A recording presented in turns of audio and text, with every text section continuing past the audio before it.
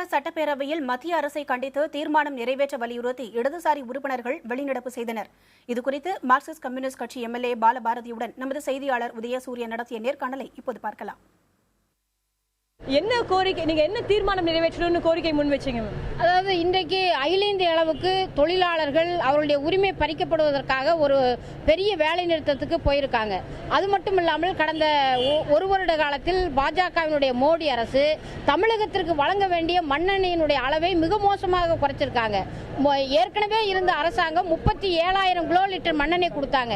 இப்போ தமிழகத்தினுடைய நிலைமை என்னன்னா 24,000 கிலோ லிட்டர் மண்ணெண்ணெயை கூட கொடுக்கல மத்திய அரசு. அப்ப இது மாநில மக்களினுடைய உரிமையை உரிமையை இன்றைக்கு பறிக்கிறது. அது மட்டுமல்லாமல் இந்த மண்ணெண்ணெய்க்கு கொடுத்த மானியம், அதே மாதிரி ரேஷன் கடையில் உணவுப் பொருட்களுக்கு கொடுத்த மானியம், விவசாயிகளுக்கான உர மானியம், விதைகளுக்கு கொடுக்கப்பட்ட மானியம் அனைத்தையும் பாஜக அரசு போன பட்ஜெட்டில் ரத்து செய்திருக்கிறார்கள்.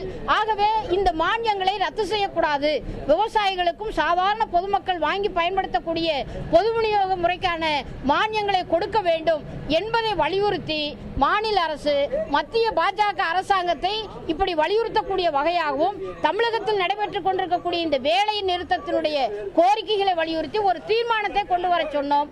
அவர்கள் மறுத்து விட்டார்கள்.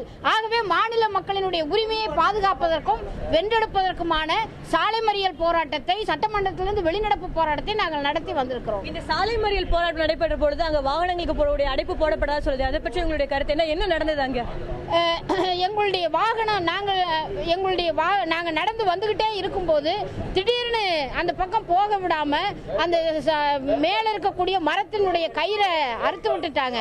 அது நம்முடைய எம்எல்ஏக்கள், பெண் எம்எல்ஏ விஜயதாரணி, இன்னும் 1-2 எம்எல்ஏக்களுடைய தோளில் தலையில் விழுந்து ஒரு மிகப்பெரிய ஆபத்து ஏற்படக்கூடிய ஒரு சூழ்நிலை ஏற்பட்டது.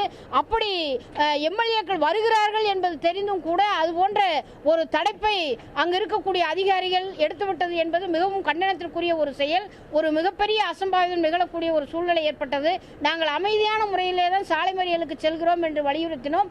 இருந்தாலும் நாங்கள் தடுத்து நிறுத்தப்பட்டோம். அது கடுமையான வருத்தமாக இருந்தாலும் இந்த போராட்டம் வெற்றிகரமாக தமிழக மக்களுடைய ஆதரவோடு இந்த வேலை நிறுத்தம் தொடர்ந்து கொண்டிருக்கிறது.